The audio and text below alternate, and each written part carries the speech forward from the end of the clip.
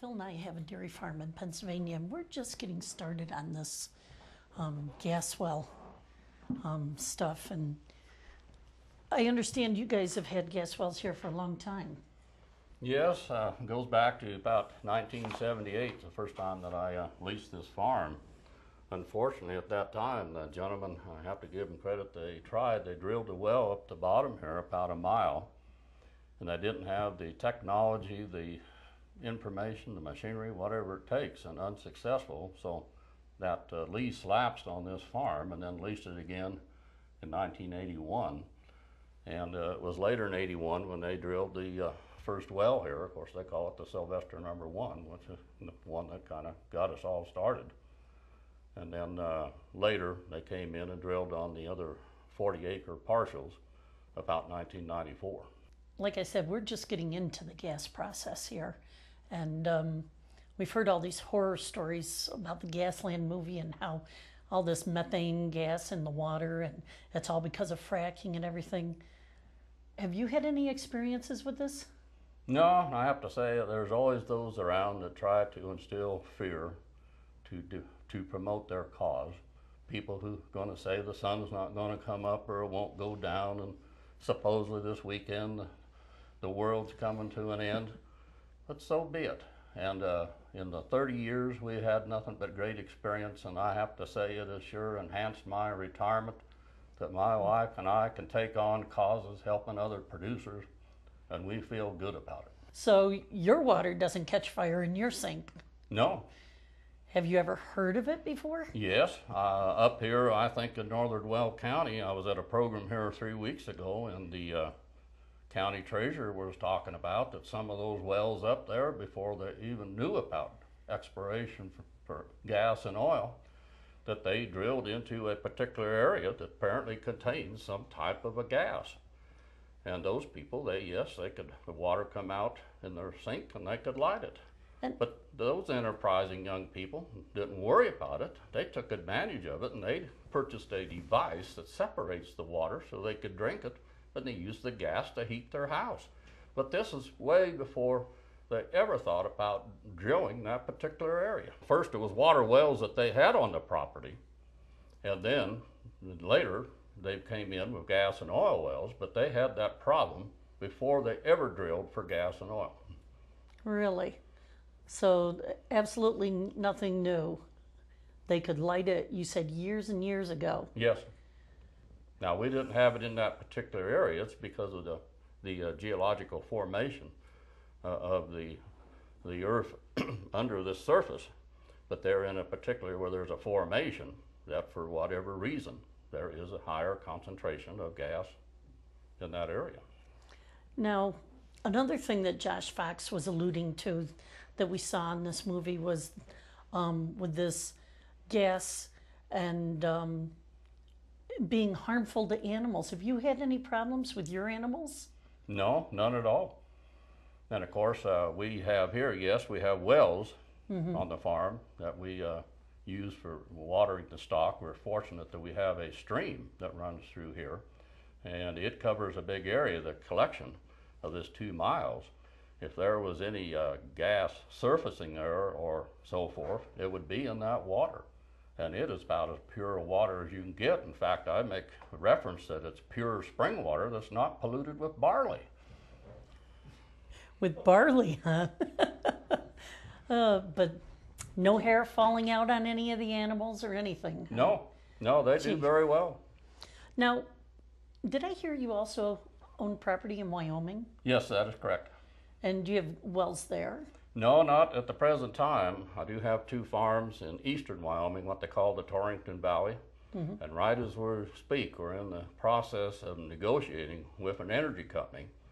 And in a short time, we'll be signing an agreement for future oil and gas exploration on that property. And then in central Wyoming, I have the 2 ranches. It's kind of out of the area that is known for gas and oil, although in later years they might develop the technology to go deeper. It's in a particular area that back in the 50s there was a lot of exploration and mining for uranium. There was another reference as far as Gasland went with Wyoming It said something about the antelope suffering out there. Is there a problem with them? No, it's another big myth. I have several acres in Wyoming. I travel quite often. The antelope are happy. Up out here in 2 weeks, June 5th and 6th, they'll be delivering their young. They're a beautiful sight. They're healthy. The biggest hazard they have is all the people that trying to get out of California, go east to find some other area, and they make a mistake of getting on the interstate and get hit.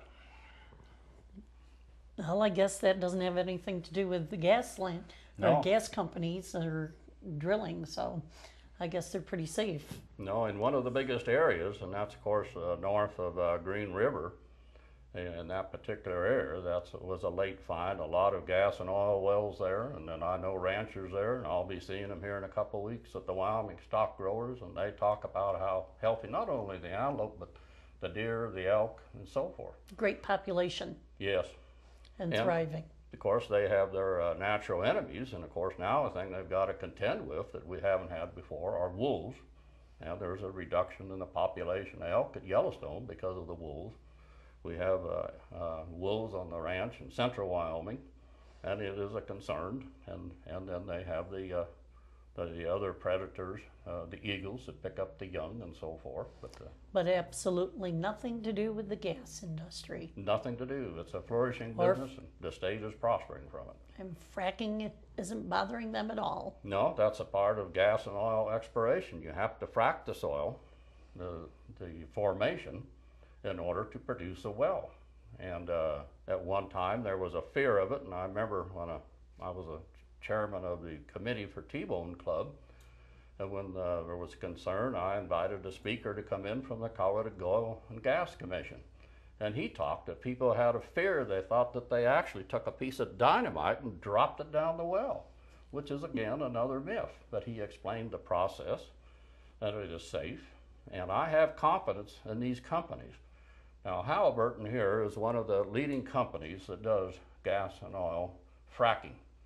Now, they're always under a bad rap, and I think it's all politics. It's just because Vice President Cheney, a great son of Wyoming, so proud of him, was vice president, that was just a way of their attacking him, attacking the company. But a company doesn't grow and become that prosperous and do that well being corruptive. They are known all over the world for their fine work, and again, another way of attacking a prosperous capitalist company that does well. What are the gas companies like to deal with?